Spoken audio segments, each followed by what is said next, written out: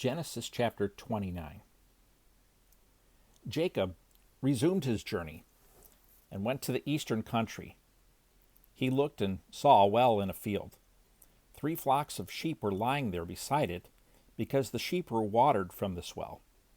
But a large stone covered the opening of the well. The shepherds would roll the stone from the opening of the well and water the sheep when all the flocks were gathered there. Then they would return the stone to its place over the well's opening. Jacob asked the men at the well, "My brothers, where are you from?" "We're from Haran," they answered. "Do you know Laban, grandson of Nahor?" Jacob asked them. They answered, "We know him." "Is he well?" Jacob asked. "Yes," they said, "and here is his daughter Rachel coming with his sheep."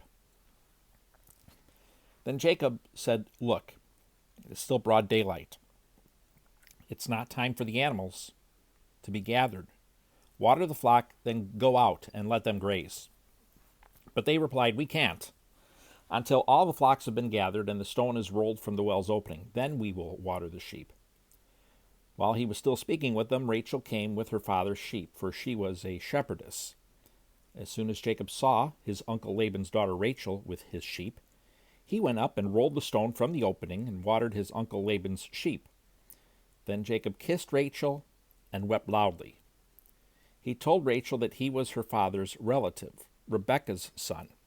She ran and told her father. When Laban heard the news about his sister's son Jacob, he ran to meet him, hugged him, and kissed him. Then he took him to his house, and Jacob told him all that had happened. Laban said to him, "Yes, you are my own flesh and blood." After Jacob had stayed with him a month, Laban said to him, "Just because you are my relative, should you work for me for nothing? Tell me what your wages should be." Now Laban had 2 daughters. The older was named Leah, and the younger was named Rachel.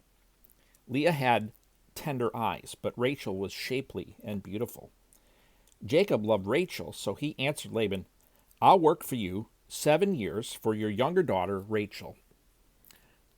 Laban replied, "Better that I give her to you than to some other man. Stay with me."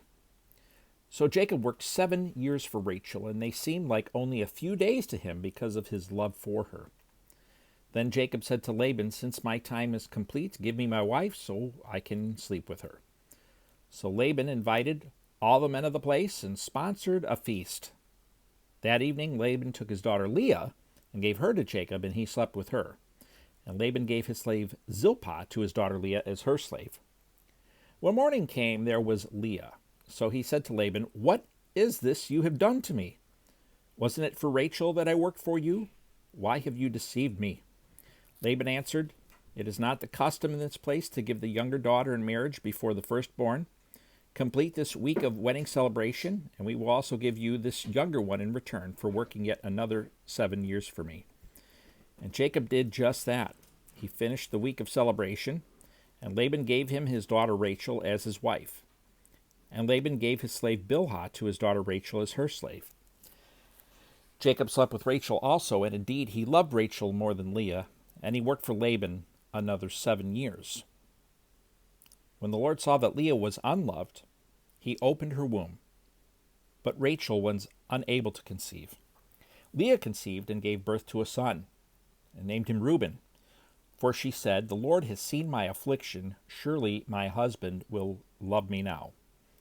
She conceived again, gave birth to a son, and said, "The Lord heard that I am unloved and has given me this son also." So she named him Simeon. She conceived again and gave birth to a son, and said, "At last my husband will become attached to me, because I have borne 3 sons for him." Therefore he was named Levi.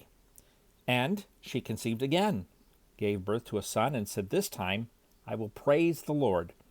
Therefore she named him Judah. Then Leah stopped having children.